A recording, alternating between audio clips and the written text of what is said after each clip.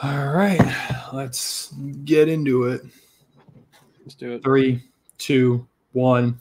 Yo, what's going on, y'all? Welcome back to another episode of the Two-Man Game. As always, I'm Cone, one half of the hosts. I got my other half over here, my brother, who just had his birthday. Everyone drop down below in the comments, say happy birthday, Ryan. Yeah, it was Ryan's birthday a couple days ago over on Wednesday, right? Wednesday, August 14th. So yeah, wish him happy birthday, but it is Ryan, my brother. How you doing, man? I'm doing pretty good, man. Maybe not as good as you because you were meeting every A-list celebrity. You might as well have been at the Michael Rubin white outfit party that he does in the Hamptons with all the people you were hanging out with. You should tell the people a little bit about what you just did for Snapback. It was pretty sweet.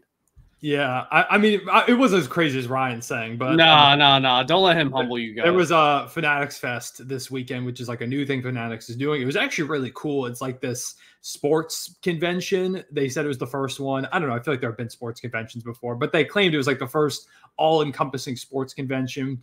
And it had like everything. Like there was NBA stuff, of course. There was NFL. There was golf. There was UFC. There was WWE, boxing, baseball. Like I think I already said baseball. Every sport you could possibly think of, and a lot of trading cards and stuff there too.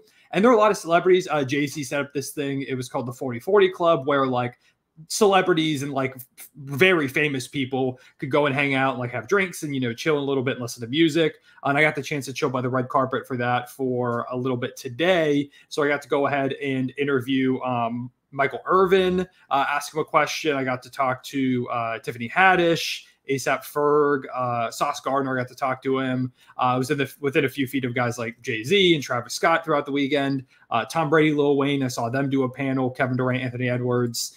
It was really cool. Paolo Banchero was on the court while he was shooting around with kids. One kid got a hell of a bucket on him, by the way. It was a crazy lay. So yeah, it was a lot of fun. Yeah, I was there with Snapback, which if y'all didn't know, I'm basketball talent for them. But it was super cool. It was one of my first times doing something like that. Had a lot of fun. And yeah, it was something I would recommend. I heard that some people had some issues with like autographs and stuff like that and like photo sessions. I know those lines were crazy. Maybe that was a little bit disorganized, but for the most part, for what I did, it seemed like it was a lot of fun. Had a really good time. You could like test your 40-yard dash. You could shoot around, and they had like a shooting contest, and they would bring on two people. They would each shoot, and then whoever won that shoot off would then move on to the next round. And they would basically do like a mini tournament, and the winner got to spin a wheel for a prize that was like a chance to win free All-Star game tickets for the NBA and stuff like that. So a lot going on. Also just randomly walking around like Lil Baby shooting hoops on one of the side courts with like his kid, or he wasn't really shooting the hoops. It was more so like people that were with him there while he was holding his kid, and they were just like dunking and going crazy, and he was hyping them up. But good time. Yeah, good times were had. I recommend going if anyone is wherever they have it next year. I don't know if it'll be back in New York City or something, but if they do it again, I recommend it. It was a lot of fun. So yeah, that's what I was up to this weekend. Also went to an event where Chance the Rapper is previewing a little bit of his new album, which is pretty cool. I was a big fan of his. I know the last album didn't really hit like that, but overall been a big fan of his for a while now. So that was super cool too. So it was a good weekend. But, you know, the best part of it is doing the podcast here. We're hopping on today to actually do a positional tier list. We did one of these last year. We only ended up doing the one, I believe, because the season kind of crept up on us and we started a bit late. But the goal this time is to do all 5 positions. We're starting today with point guards. And first, we want to take a quick look at where last year's tier list stood. I'm going to warn you right now, if you're here on video, the image is very blurry. For some reason, we could not get it better quality than this. It is bad. Let me go ahead and pull it up real quick. That could be worse. It looks a little bit better here when I made it a bit smaller, but it is super blurry. Audio listeners, or if you just can't see the image, which I don't blame you. In our S tier last year, we had Steph, Luka, Dame, and Shea, which felt like it made sense. I think Dame is kind of the clear one out after the past season.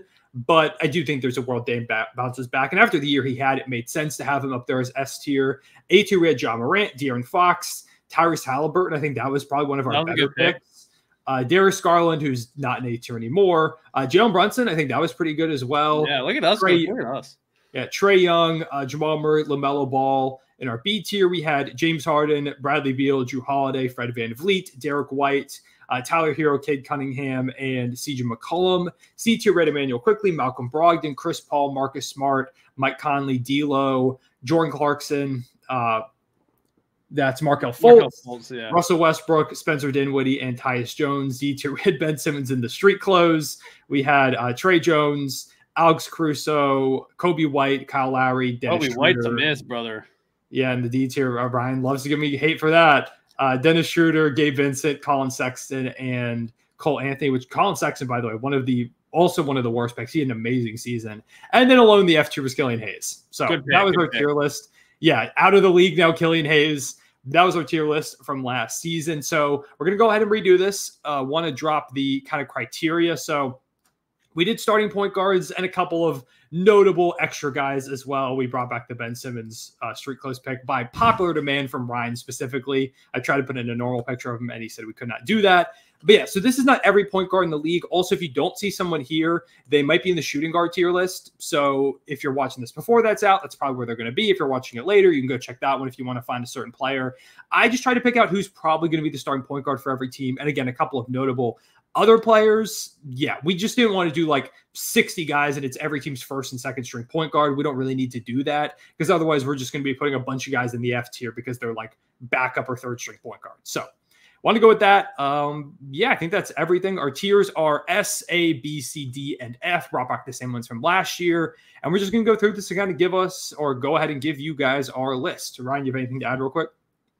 No, man. Only thing I'm going to add is I'm wearing the Enjoy Basketball hat because as our good friend Kenny Beecham likes to say, even though we're talking hoops and we're making a ranking, we're not trying to be haters out here unless it's Connor talking about Kobe White. We'll see who this year's Kobe White is for Connor. Okay, that's ridiculous. If you guys don't like our ranking, we're not necessarily saying anyone is terrible because all these people are starting point guards. This is just more like in relation, because obviously it's relative to each other. We're not, if a player is like a C tier point guard, we're not saying they're a C tier player. It's relative to the rest of the guys. Like you'll see, we have the best and S tier. This is just as a starting point guard in basically the way the league stands at the moment. That's good thing to go ahead and note, Ryan, because if we put someone in the D tier, they could still be a good player. They just might not be as good because the point guard position, I mean, you look at these guys, it's stacked with like star level guys. It's going to be hard to kind of differentiate. That word always beats me up, but it's going to be hard to kind of pick and choose when we get down to the nitty gritty. So yeah, that's kind of the thing. Also, we're trying to go off base of what they did this past season. Some of these guys we're going to have to project a little bit or kind of think back because there were a lot of injuries this past year. Like I know when we get to John Morant, that's one of those guys. LaMelo Ball was hurt. So we'll do a little bit of projecting as well. But we'll talk about why we have everyone where we do when we get to that point. So let's go ahead and start off with, I guess we can just start at the top. The point guard. With the point guard, Chris Paul. He's over in San Antonio now. He's going to be the starting point guard for that team, I would imagine. Where do we think the point guard is at? It wasn't his best season, probably one of the worst of his career. The injuries kind of beat up on him. Still a good playmaker, but definitely not the scorer he used to be. I think I'm leaning right now like a C or a D.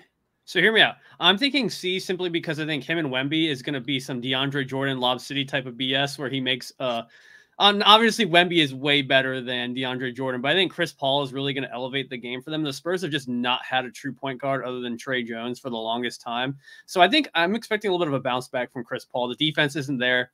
The shooting isn't nearly as there as it used to be. But I still think the playmaking, like if we were just ranking this based off playmaking, I think he's still, up there with everybody else. So I think because of that and because he's going to be playing this role that's going to be a lot better suited for him, I think that role in the Warriors was fun in theory, but I think it was kind of effed up looking back on it. So I think this is a way better spot for him. I think he's going to bounce back despite being a year older, and most of the league probably thinking he's cooked. But I think C is good for him. Maybe we can put it down if we're going to have to calibrate as well. Yeah, I remember last year we do a lot of recalibrating. Yeah, we're going to have to find our way because we didn't start with any of the top guys up there, which maybe I should have moved somebody up, but we'll get to that. Okay, so we put Chris Paul at the C tier for now. Next up, we have Tyus Jones, new Phoenix Suns starting point guard. They said he's going to start, or at least he did in his ESPN. Sources Tyus Jones. Yeah, per source of Tyus Jones, he said he's going to start at the PG spot, which sounds like it's going to be him, Beal, Booker. Honestly, would not surprise me if at some point in the season Beal moves to the bench. I feel like that would even make sense. But Tyus is going to be the point guard, so Beal and Booker will probably both be on the shooting guard tier list, I would imagine, coming up on the next episode.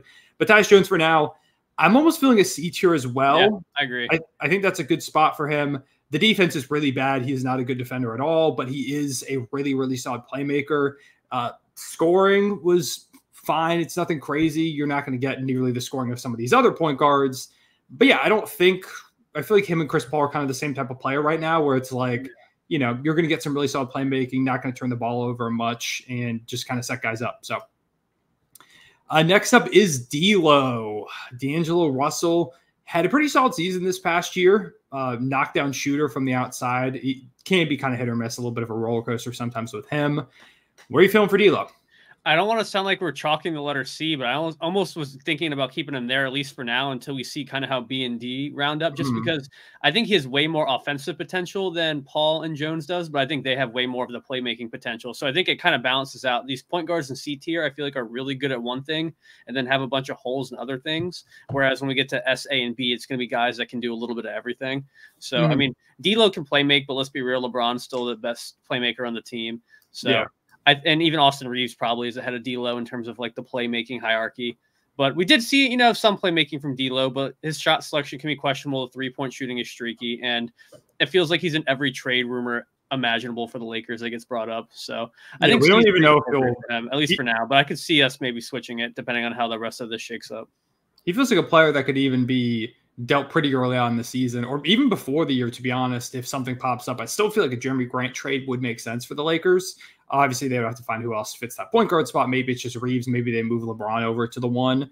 But yeah, I feel like this is fine for now. There was a part of me that was going to say B tier, but I'm not quite sure yet, because the more that I'm thinking about this, I think we're going to need a lot of space at the S, A, and B, because it does feel like there's like a few guys who are like the top of the top, but then there's kind of tiers within that next group of guys. So I'm fine with C, which I'm almost tempted to put Malcolm Brogdon in as well. I was going to say the same thing, man. Malcolm Brogdon is just solid at everything, but does like D'Lo, I think can be a top tier scorer when he's on. Chris Paul and Tyus Jones can be really good ball handlers and playmakers. And I feel like Malcolm Brogdon is just kind of like okay at everything. It's so tough because he's not bad at anything, I don't think. He had a good year, 41% from deep, 5.5 assists, 15.7 points playing for the Blazers, but less than 40 games.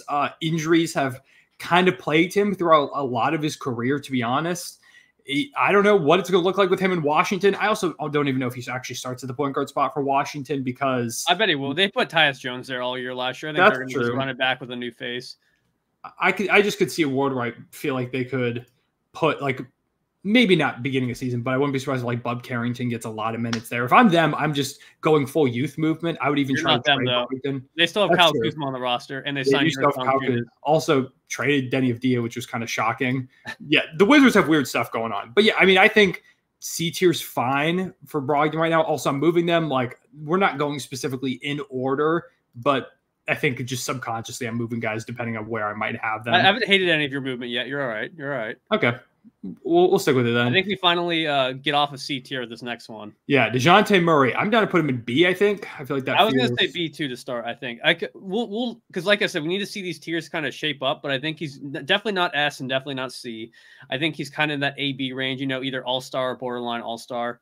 And I do think being away from Trae Young is really good, because when I think of the best version of DeJounte Murray, I think about him in the Spurs when he was like the go-to guy with the ball. And I wouldn't say he was a superstar, but he kind of gave off more of the star player vibe when he was in that role. And I do think with New Orleans now, Brandon Ingram handles the ball a lot. Zion's going to demand the ball a decent amount. But I do feel like now CJ can kind of move back to the 2 where he's more suited for. And I think being the primary ball handler is going to make him be a little bit better. But he's obviously not one of these top 10 guys probably. So I think B tier could be appropriate. We'll just kind of see how S and A shape up and who the other B tier guys are. I think once we start getting A tier, I don't see DeJounte going. Like, I've never been the highest on DeJounte. I am excited to see him in New Orleans. I just never loved the Trae Young DeJounte Murray experiment. To me, that always felt like you were always a hater of that, I will say. Yeah, the time where I'm not often a hater, but I was like, I don't like, everyone was loving on that move. I'm like, I don't really see it. Like, I didn't love the idea of either of them as that off-ball player, which is still part of the reason I worry a little bit about DeJounte in this role. It's not exactly the same though, because he can have the ball in his hands and hit Zion on cuts, and Brandon Ingram can take over now and again. And like, DeJounte's had some big scoring games. The defense is the big thing they need to come back. He has not been nearly the defender he was in San Antonio in his time with the Hawks. They need him to be a better defender to help out with this New Orleans team. I still feel like the fit's kind of clunky with him and that whole group. Like, they need a big of some kind. They don't have anybody at the big man spot. I don't know. I feel like ranking though, not a big man ranking. But I know I'm just teasing. Yeah, it's just one of those weird roster constructions. I'm very intrigued, though. By the Pelicans are one of the most interesting teams, like from the get-go. I could see a world where they really start, hitting it off from the beginning. I could also see a world where they really struggle out the gate because they're trying to figure out this weird Frankenstein type of roster where it was like, oh, they're probably going to trade Ingram, but they didn't. And then they brought in DeJounte, which now like lost Jonas, and we thought they were going to replace the center, but they didn't. So now it's Yves Missi, and yeah, I don't really know. And Daniel Tice is there now too. It's a weird roster over there. Okay, we have now. See, now I'm wondering, we might need to change the tiers because Fred VanVleet, I don't know if I would say, I mean, maybe he's B tier. So here's the thing. I feel like VanVleet's, would you have him above the guys in C? Because I don't have him on the same tier as DeJounte. I mean, I think I would have Fred VanVleet up there because he had 17.4 points per game, 38.7% from three, 8.1 dimes, 1.4 steals. Like he had a pretty good season this past year. Better than I thought. But he's definitely above the C tier guys, though, in my opinion. Yeah, it's just because like D'Lo had kind of a comparable year, not as much playmaking, a little bit more in the overall points per game department. I don't know. The more that I'm looking at this, we might have to make we might have to move stuff around a little bit. This is tough. I think we put Fred VanVleet in the B tier for right now, and we maybe come back to that. All right. I think we have our first S tier, though. Interesting. I'm going S tier. Interesting. Well, the question is, how many guys do we want in S tier? Because I think there are. I have 4. You have 4? I just don't. I guess I don't know. Brunson's a tough one. To me, Brunson feels like A+ tier, where that's what rounds up to me. I don't know if we round up here because we're gonna get to it. I mean, we can just go ahead and do it now. I feel like so we can kind of set up a standard. I think Shea, Luka, Steph. I think Luka, Shea, and Steph. I think Luke and Shea are better than Steph at this point, but I do think where is Steph? There he is. I completely could not. Gold medalist Steph Curry still belongs. Yeah. I do still think Steph belongs. Like, I don't think I can take him quite out of the S tier yet. I think Luka and Shea are better. Like, these are the 2 best point guards in the league. I think it's Luka, Shea, and then Steph Curry. I just don't know if I can put Brunson. I don't know. Here's my thinking with this. We had Brunson in A tier last year, and he went from like really good to like, oh my God, this dude's insane. And we already had him in A tier. That's true. And we had 4 last year. I think we can both agree Dame's probably not S tier going into the season. He needs to prove himself a little bit more. And so if I'm ranking the top 4 point guards, I think Brunson's 4 right now. I guess so. I guess that's a pretty solid argument. I'm just trying to I think I'm trying to think in my head. I just think when we put these guys in A tier, I'm just looking at some of these guys now that I think are going to go in A tier, and Brunson's better than all of them. So that's fair. We'll leave him there for right now. I do think. Like Trae Young, in my opinion, I'll jump ahead. I think would be A tier. Mm-hmm. And Trae's the next guy we have up. What?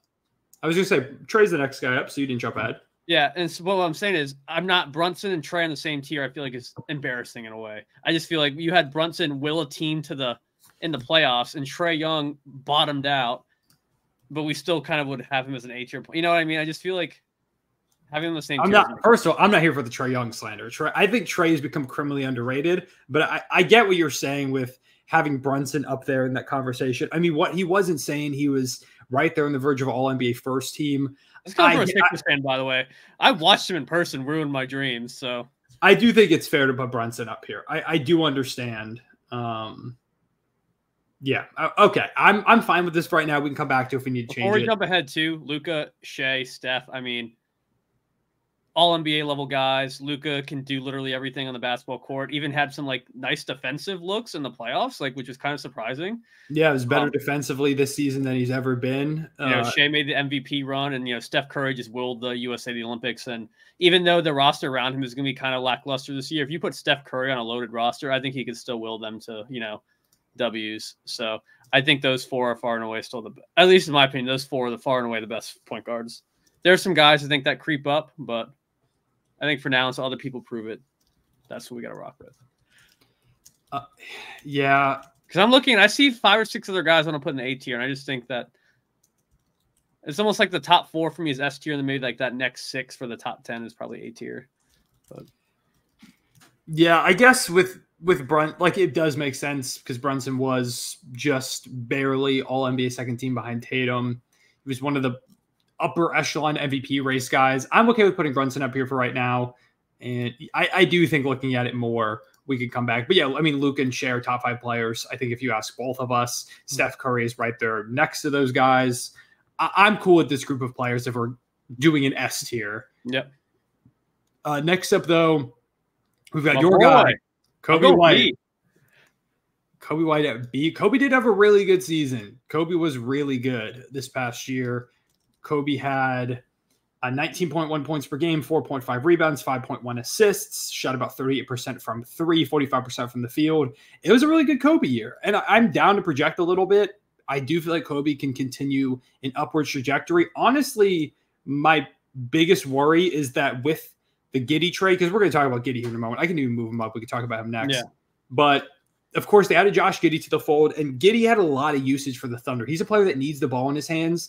I hate the idea of Kobe being relegated to being an off-ball player once again, because he really thrived when they put the ball in his hands and let him think about when LaVine got hurt, because I feel like LaVine demands the ball a ton too.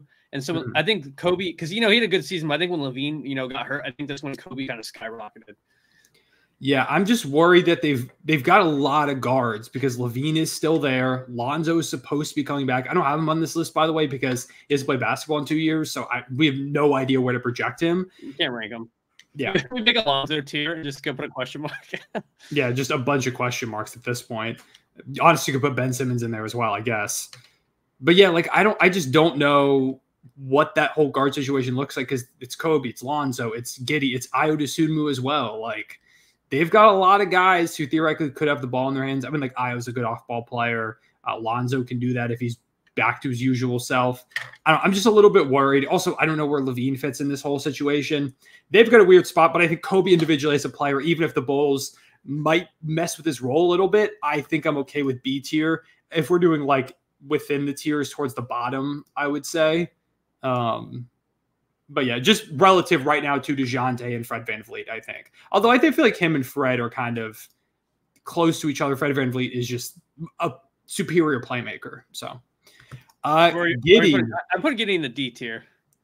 I think D tier is right for Giddey right now. He was a negative for us a lot of times. He's got really solid playmaking. He's got good size. He was helpful with the rebounding and stuff. He did do positive things for the Thunder last year, but there were games where he was just detrimental. He really could not play in the playoffs at all, especially against Dallas. They just ignored him, and they reached a point where we had to bring him off the bench. And even when he was starting, he was getting limited to 10 minutes per game. Yeah, he played the opening minutes of each quarter and then be gone for the rest of the half. Yeah, that was pretty much it. They would try him out, the Mavericks would get off to a lead, and then we'd move him to the bench, and quickly the Thunder would kind of find their footing. I do still think he's got potential. He's really young. I just feel like it needs to be a world where he has the ball in his hands more. But there's a part of me that thinks that that's not a recipe for success in the NBA, giving Giddey, who isn't really a shooter, the ball a ton. I just don't know if that's going to end up working long term. Maybe it will. Maybe Chicago will end up, molding him into that featured piece that he wanted to be, that there wasn't time for him to become with the Thunder. So, yeah, he goes over to Chicago, and I think D tier is fine. He did some positive stuff. It was just he's not ready to be a championship contender player. And then we get to LaMelo Ball. LaMelo is one of the weirdest players in this entire tier list, because this past season, LaMelo was insane when he was on the court. Played 24 points per game. His efficiency went down because he came back and wasn't really in the rhythm quite like that.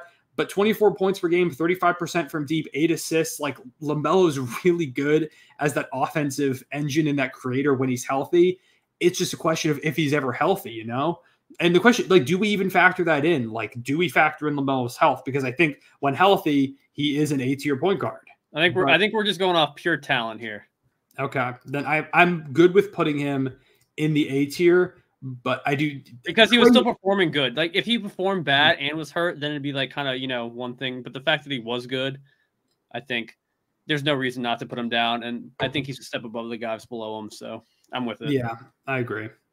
Emmanuel Quickley, I feel like this is another C spot. I would put him in, I agree. But I do think there's big breakout potential for Emmanuel. I agree too. Season. Because when he was with the Raptors, I need to talk about his Raptor stats real quick. Because I made a video where I talked about a breakout player for every team. And Quickley was one of those guys that I was keep an eye on him. Because with the Raptors last season in 38 games, 18.5 points, almost 40% from deep, and I think about like 7 attempts per game. Let me double check exactly the number. It was 7.6. Or no, wait, that was his 2-point attempt. 7.1. So yes, right about 7 attempts per game, 7 dimes, 5 rebounds. Like Quickly was nice last season with the Raptors once he got more chance and started to, be used as that feature point guard. And we're both believers that once he got to Toronto, he would play better, and he did. I think if you're looking for a player like a sneaky MIP type bet or someone that could really blossom this season, you're looking to like buy stock into, Quickly should be one of your guys that I'm tempted to put him in B. I don't think I'd move him quite there yet. I just don't think – I feel like I need to see it over a full season. I don't see him on the level of like DeJounte, Fred VanVleet, Kobe. I think there's for sure a world. I mean, Quickly's also a good defender. Like he's got like a complete package. I don't know, man. Are we putting the same as Wizards starting point guard, Malcolm Brogdon, self-declared starter, Tyus Jones, and 40-year-old Chris Paul? We were putting in the guy who just got paid $200 million. I feel like – I guess it depends if we want to project. Do we project that Quickly is going to be up? I think he's B. I think he's more B than C, personally. I think he's above those guys. We can leave him right there for now. We can come back to it, but I do see. I think him and Kobe are pretty. I think him and Kobe are pretty comparable, in my opinion. Part of me feels like D'Lo should maybe move up to B, but we can talk about that. Cade Cunningham. I think it's another B. Yeah, I'm good with B. Pistons were bad this past year, but Cade was pretty solid. He shot about 45% from the field, 35% for deep, 23 points, 7.5 dimes. It wasn't Cade's fault. He had some crazy games in there as well, like 40 pieces, and the Pistons still couldn't find a way to win. So yeah, I'm good with Cade. Not that I watched a lot of Pistons basketball, but it felt like every time it was just like him versus the world, like a lot of times when they played. So I feel like better teammates around him. I think we're still waiting on that like superstar leap from Cade, Like he's a very solid player right now, and I don't think anyone would call him a bust at this point. But I think we're all still waiting for that, like, oh man, Cade has arrived, and I don't think we've gotten that yet. And it could be, doing parts of the team being trash around him, but we'll see. Yeah, really hoping it's this season that we get the big Cade Cunningham like breakthrough year. To me, it's just a matter of time until they put the talent around him to really maximize him because it's been abysmal so far. But we'll see. Scoot Henderson, I think it's F. F. And you don't project at all? You don't think he has a chance to rebound? I guess it depends how much projection we want to do. This past season, he was just straight up bad, which he's a rookie point guard. That happens all the time. Like 14 points, 38%, 32% from deep. It was not a good year for Scoot at all. And then the playmaking was 5.4 assists, but 3.4 turnovers. Like that was pretty rough.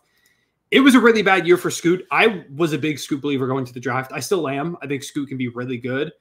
I guess, yeah, it's just how much we want to project. Like how I'd be willing to give him D. I think there's a chance for him to go up because I think we've seen a lot of these rookie point guards coming to be absolute garbage their first year. Like even just looking at this list, like think about Darius Garland in his first year, or even like not someone who's on this list, but Jordan Poole, wasn't very bad. I feel like a lot of these young guards come in and they get like shoved in the mess and get a ton of minutes, and then they just don't look good. Because think about when Garland and Poole came, they were playing 30 minutes a game, on not great teams and just putting up terrible stats.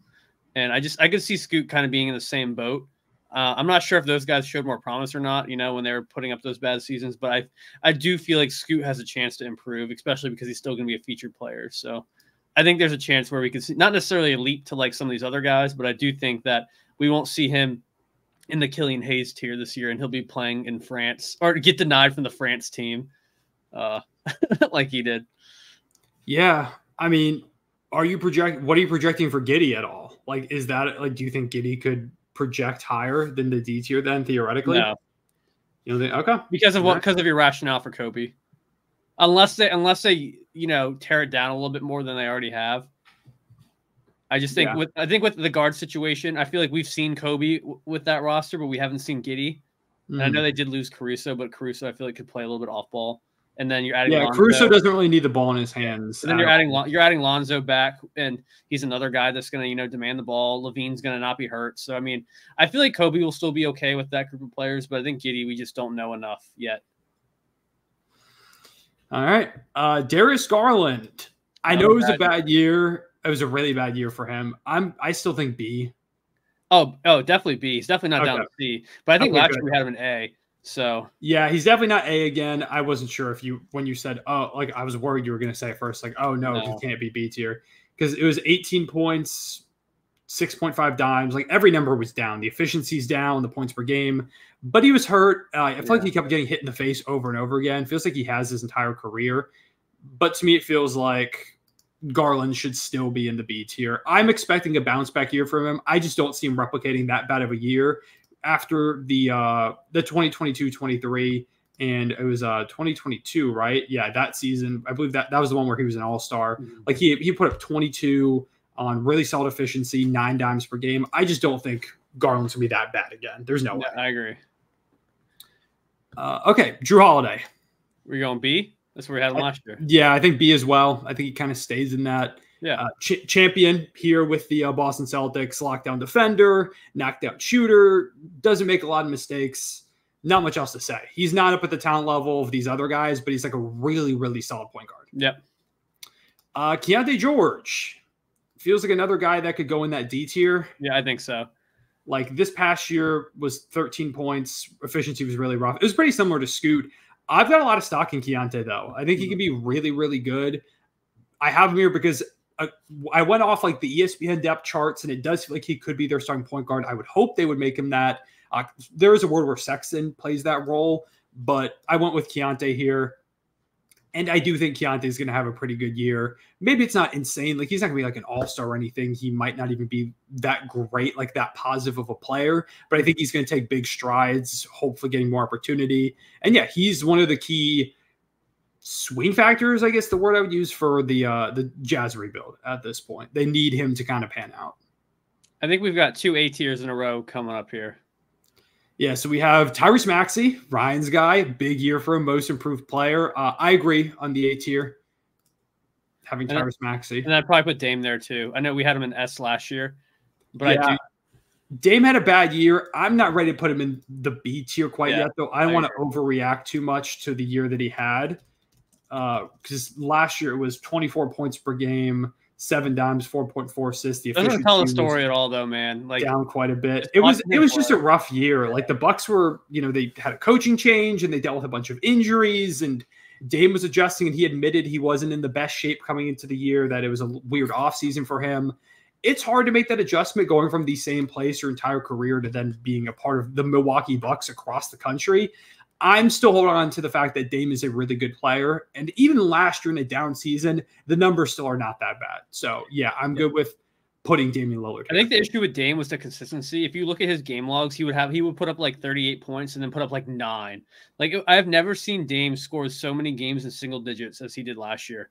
It just seemed like there were tons of games where he would just go back and forth. Because like, as someone who likes to bet on sports, betting Dame points is always so questionable because he could go off for one night for 30 plus and then the next night put up like 8.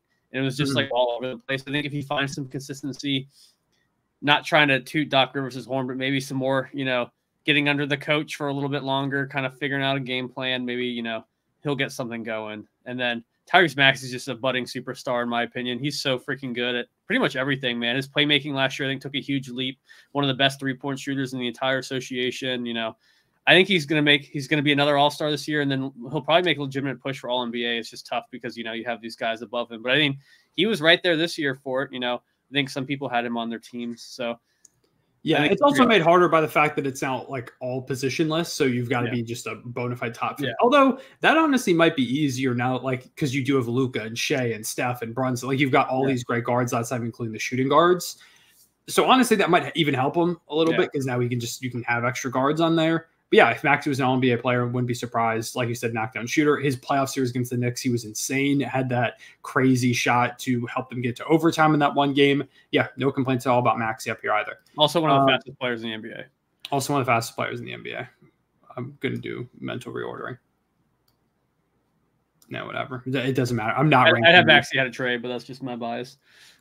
Yeah, I'll let you be biased. Let's go. I'll move Shea ahead of Luka. I don't know about that one. We've got James Harden. James Harden. What can we get Clippers stats? What do we get for Harden? What are his Clippers stats? 16.6 points per game, shot 43% from the field, 38% from deep, 5.1 assists, 5.1 rebounds, 8.5 assists. I'm stuck between B and C for him. B and C. Wow, I thought you were saying A and B. No.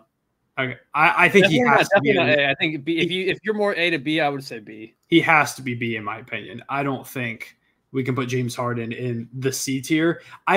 Also his numbers were down because he was playing next to Paul George and Kawhi and deferring a lot. I think the numbers come up this year. I mean, yeah, he's definitely not at the level of a lot of these other guys up here anymore. He's just not that type of player. But the playmaking is still really good. The three-point shot was pretty solid. And he was one of the better players out of anybody who played against the Mavericks in the playoffs this past year.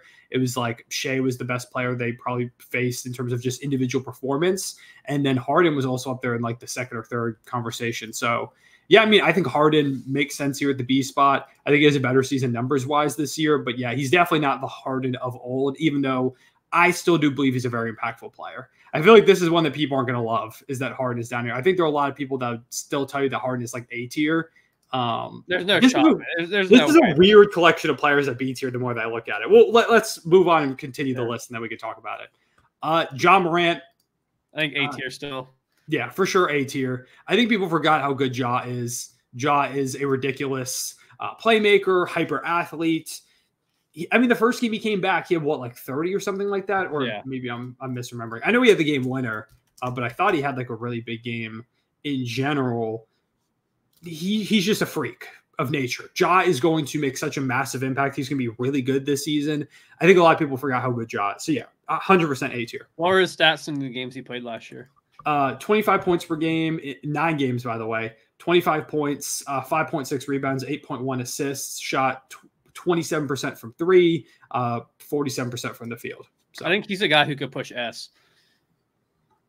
I do think if somebody's going to kind of crack that next spot, it feels like Ja is one of those players. Yeah. Terry Rozier.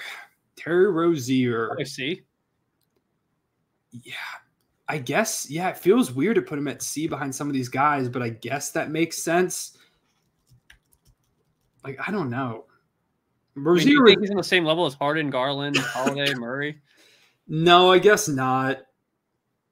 Yeah, I guess not. I mean, if you're in the Miami Heat, I would take quickly Cade or Kobe over Terry. Like if you had a point guard, you know, if you had to choose between the four. That's fair. Terry's just had some really good numbers, and I feel like he's been a pretty effective. What were his numbers on Miami?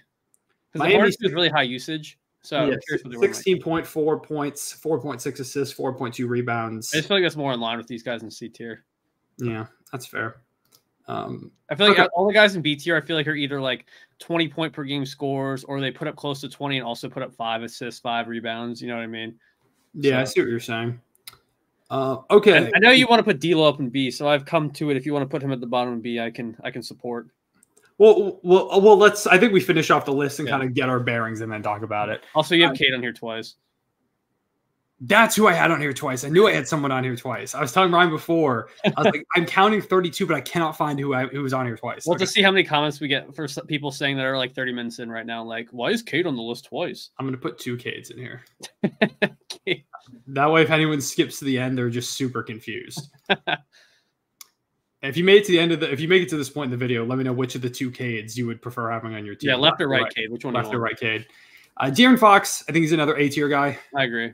Yeah, goes. I don't know. It doesn't matter. I'm not fast. Can do it all pretty much. Just not on the same tier as these S tier guys, but still really good player. Kind of got a little too 3-point happy this past season. I agree. I do think he's so good when he's like, you know, running the floor and going downhill with the ball. And I don't know if it's because, like, you know, he has Sabonis down low now that he feels like he needs to play more of an outside role. And I mean, if you think about it too, the Kings didn't really have a lot of 3-point shooting unless like Kevin Huerter or Malik Monk were on the floor. You know what I mean? Like between like Sabonis, Fox. I mean, Keegan Murray, I guess, was okay from 3, but then you have Harrison Barnes. I don't know. It just doesn't feel like their spacing was always the best, maybe. So he felt like he got to take that role on. But yeah, I don't know. Like Fox, I mean, he had easily his best 3-point shooting season. He shot almost 8 attempts per game at 37%. Like that's really solid. He was a good 3-point shooter this year. But I don't know. It just feels like he is most effective and the team is their best when he's attacking downhill, when he's creating those advantages off the dribble, because he is one of the fastest players in the league.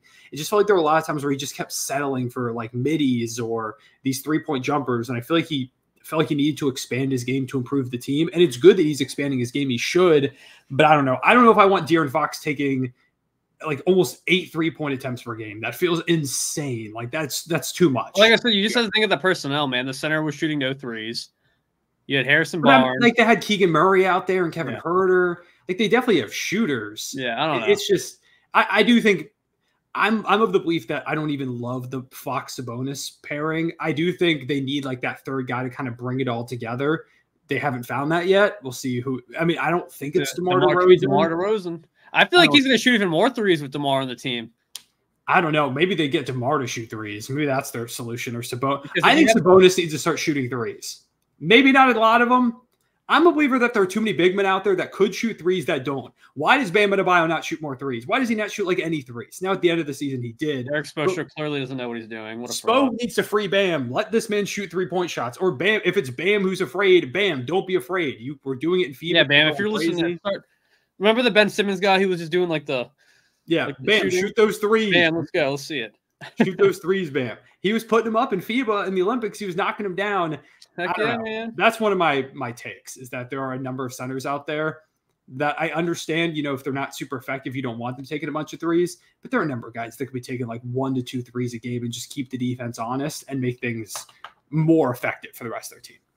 Anyways, Jalen Suggs, who kind of feels like he should be like a B tier guy, but I'm trying to B and C. What were his stats? The defense is great. I just don't know if the offense is there. Yeah, 13 points per game, about 12.6. I'm rounding up for him. Shot almost 40% from deep, 2.7 assists. So not a lot of play. He just doesn't have the ball in his hands a ton, but elite all defensive player. I don't know. It's weird. I feel like he should be. The 2K Cunningham just tripping me out. I just that defense to me, it almost feels like he's like a Drew Holiday light type of player, which is what I feel like the offense isn't nearly there. And like, because if you look at Drew averaged like 5 or 6 more points per game, a couple more assists. I mean, Drew Holiday's stats were not that crazy this past season. He averaged less points per game. Really? 12.6 to 12.5. Yeah, less for Drew. Dang, I know zero ball. No, I think sometimes you forget, like we forget how much talent there is on this. Like the numbers across the board for the Celtics were not crazy this past season. Like that's true. Drew feels like a natural because I mean the year before with the Bucks, he put up 19.3 points per game. Like he was shooting. That's what I was saying of him averaging right under 20 with like 5 to 6 assists and 4 to 5 rebounds and good defense. Yeah, to me, I think Jalen Suggs brings that impact that should put him like towards it. He could be towards like the bottom of B tier if you want to say. Or I think he's around quickly. My main thing is that Jalen Suggs is giving you all defensive level defense and is shooting 40% from deep and like 50% from the field, close to it's 47%. And then the what's he got in the free throws? Free throws aren't great, 75.6. I was going to try and make the argument he's close to 50, 40, 90. He's not exactly close, more like 50, 40, 80. But like that defense is massive for that team. So I think somewhere in this C tier or B tier. Sure. I almost feel like we need to make like a B plus tier. Okay, Dennis Schroeder coming up next. We could also just move the Giddies and Scoots down to F and then make B and C more spread out. And then, you know what I mean? Maybe. But I just don't even know where to like build those lines, Schroeder, I feel like is probably D. I guess. I'd say C. I don't know. Like, Schroeder this past season was 14 points, 3 rebounds, 6.1 assists. I guess that's solid. It's so weird that he's just the Nets starting point guard at this point. I think he's a solid guard. I just think he's a victim of being on that trash team he's about to be on. But I mean, he did start at point guard for the Raptors for a lot of the year before they made the Quickly trade.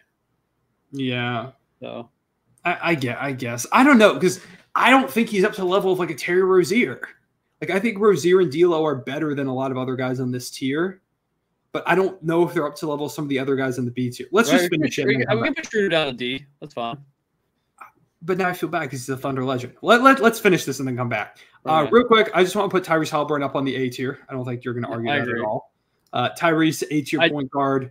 Another guy that I think. Sorry, go ahead. I would say if we're doing another player that could theoretically crack S at some point, I think Tyrese could get up there in that conversation.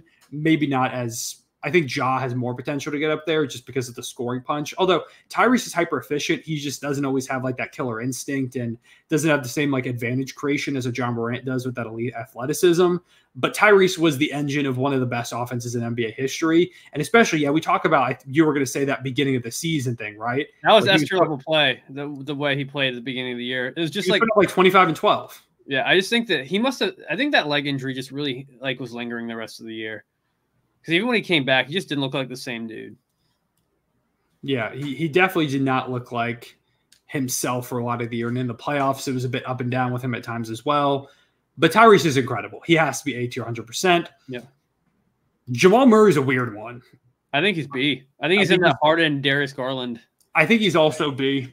I wouldn't put him up in the A. He's not up to the level of those other guys. I think I'd take all those players. He could be. Jamal Murray. I really like Jamal Murray, man. I always will have the fond memory of him and Donovan Mitchell battling in the bubble, man. All-time matchup. Basketball, it was so bleak, and then we had TJ Warren come on and be such a good player, and then those guys had like one of the coolest playoff series of all time battling each other, man. And I just feel like Jamal Murray is he's just all over the place, it feels like sometimes. He's just like the definition of inconsistent.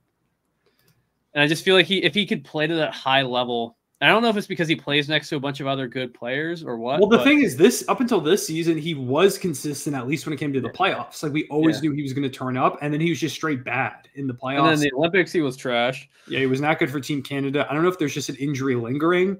I know his playoff run last year was insane, so he is debt for sure. Like, he had a great season. This was the best season of Jamal Murray's career statistically. 21.2 points per game, best field goal percentage, shot 42% from deep. Like, he was hyper efficient from the outside, 6.5 dimes, which is a career high. Like, across the board, a ton of career highs. But the playoff performance is the reason why most people before this year would have been like, oh, you have to put him up an A tier. Why there were some lists that had him ranked as like a top 15 to 20 NBA player. Yeah. I never quite bought into that as heavily. But I do think Jamal Murray, when you go to the playoffs, assuming last year was a fluke, which fingers crossed it was, because I want to see Jamal Murray destroy the world again. But I don't think you can put him up here with the rest of these guys if he's not reaching that God tier when the playoffs roll around. Yeah, I just think those guys in A tier are just a step above him. It's not a knock on Jamal Murray. I mean, like Maxey and Morant and Halliburton, Trey, so on and so forth. They're just better players, I think. Yeah, but then it's tough also because I feel like Jamal Murray is like, I almost feel like Harden, Jamal Murray, Garland, Drew, like those four are like kind of above a lot of the rest of the guys. Like, I almost feel like that's like a B+ group right there. All right. I think we should I think I have a way to reorganize this. Okay. Let's do our last three real quick. Put Ben Simmons in the F tier. You don't even want to put him in D tier? No. Okay. You got to show up to get a grade. I think we can agree Russ is probably in D. Man, that hurts. At least he made the list. Don't say that. Don't say that. Yeah, like Russ, I don't know. It's hard because he was he was kind of off the bench a lot of last year. To me, I feel like we should almost like. Well, I guess we'll come back. I do think we might need to switch up like the and throw Conley in C tier. I think we can agree on that. Yeah, I'm good with Conley in the C tier. He's like Chris Paul and Mike Conley are pretty similar at this point. Conley's just like a bit more efficient and a little bit more spry than I guess CP3 is at this moment. All right. So my only thoughts of reorganizing. So what if we made like our current D tier, F tier? No, we're not adding a tier. Oh, wait. No, I got us. Oh, I'm with it. I'm with it. Because we have no idea if he's going to play. I don't know. I don't think this year I'm going to buy into the Ben Simmons stimulus package again. Last year I fell for it. I don't think I'm going to. Yeah, like I think. Like what if we move Giddey, Scoot, and George down to F? The people are not going to be happy with Giddey at F. I'll tell you, there are a lot of people who are convinced he's going to have like an MIP season. And I do think there's a world where he goes crazy for the Bulls this year. I don't know if he should be F. So, but here's my thinking though. If we like move people down, like if we move, let's say we move like Schroeder and Tyus and Conley and those guys down to D. Is Giddey on the same level as them? I don't think so. I feel like we need even more tiers. No, we can't do more tiers. We gotta do. We already made the Ben Simmons one, and I'm out of room. This is the most I can scroll up and down. Okay, this is the hard part is reworking this. So I think our S is good. S I'm fine with. A is good. I think S and A I'm good with that. Those ones I'm fine with. In my opinion, Harden, Murray, Garland, Holiday, and Murray should maybe be B tier. You think so? You think those are like the guys? Yeah, and then like a combination of like Van Vliet, Cade, Kobe, Suggs, Quickly, Rozier, and D'Lo as C tier. So you would have. So let me real quick move Brogdon, Paul, Harden, or I'm sorry, Conley and Jones down to D. But I feel like just do it real quick and tell me what it looks like. Okay. We'll try. And now move everyone from the right of Murray down to C. Both Cade Cunningham. Cades. So like all right, and then tell me what you think. I feel like Conley is too low. Conley's the first guy I look at. Like he's too low. I think because Conley really like he's hyper efficient. Does not turn the ball. Conley and Paul could probably be in C. Yeah. Are they on the same level as Cade? Is Chris Paul and Mike Conley on the same level as Cade Cunningham? And that's the hard thing about these tier lists, bro. You could put left and right Cade back in B. Chris Paul this past season was 9.2 points per game and 7 dimes. Yeah. It was not a great year. Yeah, I could put one Cade in one Cade in B, one in C. You reorganize what you think, because I think Conley should be up here. Okay. I think I'm okay with most of this other stuff. Brogdon, part of the reason I think he's down here is just because of injury at this point. Like, I don't really know. Tyus also feels low, but he just isn't like as like because Tyus this past year was 12 points, 7.3 assists, almost 50-40-80, or he was 50-40-80 about. Doesn't really turn the ball over at all, which is a valuable skill. I think he could be a C. I don't know if he's on the same team. I think you put him in C and move Cade. I think maybe move one or two of those guys up from C to B. From C to B? Yeah, like maybe put Cade. Not D'Lo. I think Cade. I grabbed somehow when I have 2 Cades, I grabbed D'Lo instead. Both Cades. Yeah, I think Cade's more on that level. I don't hate this. Honestly, maybe now I'm like, damn, Jamal Murray's low. but that's why we moved it, because I think the B tier guys are guys that could be in that A tier. Like they're all-star or borderline all-star. That's the way I think about it. S tier are like clear all NBA. S are like all NBA first team contenders, like superstar caliber guys. A tier I think are all-stars. They're all A tier is like high all-star, like all NBA, like kind of right there. B is all-star, borderline all-star. C is like pretty good, but probably isn't going to make an all-star team. Yeah, like no one on that C tier list is going to be an all-star next year. Yeah, I mean, right? I guess maybe there's a world where people in that B tier could be. I guess, yeah, maybe I'm okay with this. You can move Giddey to D so the Australians don't hate us. Australians are going to rip us apart. All right, put him in D tier. Put him in D tier. We need him. Don't say that. Oh. I mean, I don't hate it. I do like it. It feels a lot more balanced. Yeah, I agree. I think this is. I think the B tier got way too crowded. Yeah, we kind of split it up.